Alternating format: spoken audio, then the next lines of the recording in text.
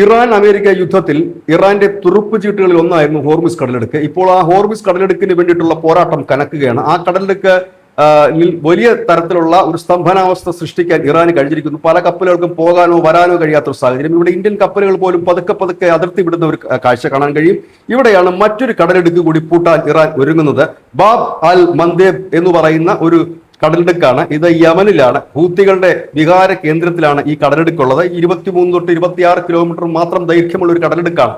അതുകൊണ്ട് തന്നെ ഈ ഹൂത്തികൾ അവിടെ പ്രശ്നങ്ങൾ ഉണ്ടാക്കുകയും അത് അടച്ചിടുകയും കൂടി ചെയ്തു കഴിഞ്ഞാൽ അക്ഷരാർത്ഥത്തിൽ മിഡിൽ ഈസ്റ്റിലേക്കുള്ള എല്ലാ വ്യാപാരവും നിലയ്ക്കുകയും ക്രൂഡ് ഓയിലിന് മുമ്പ് ഇറാൻ പറഞ്ഞതുപോലെ 200-ന് മുകളിലേക്ക് എത്തുകയും ചെയ്യുന്ന ഒരു സാഹചര്യം, വില 200-ന് മുകളിലേക്ക് എത്തുകയും ചെയ്യുന്ന ഒരു സാഹചര്യം. ഈ കടലെടുക്ക് ആഗോള കപ്പൽപാതയായ ചെങ്കടൽ വഴി സൂയസ് കനാലുമായി ബന്ധിപ്പിക്കുന്ന 2 കടലെടുക്കുകളാണ്. ഒന്ന് ഹോർമുസും അതുപോലെ തന്നെ ഒന്ന് ബാബ് അൽ മന്ദേബ്. ഈ ബാബ അൽ മന്ദേബ് മിഡിൽ ഈസ്റ്റിനെയും ഒപ്പം തന്നെ ആഫ്രിക്കൻ രാജ്യങ്ങളെയും ബന്ധിപ്പിക്കുന്നു. ഒപ്പം തന്നെ ഇത് ഇന്ത്യൻ മഹാസമുദ്രത്തിലേക്ക് തുറക്കുന്ന ഒരു ഭാഗം കൂടിയാണ്.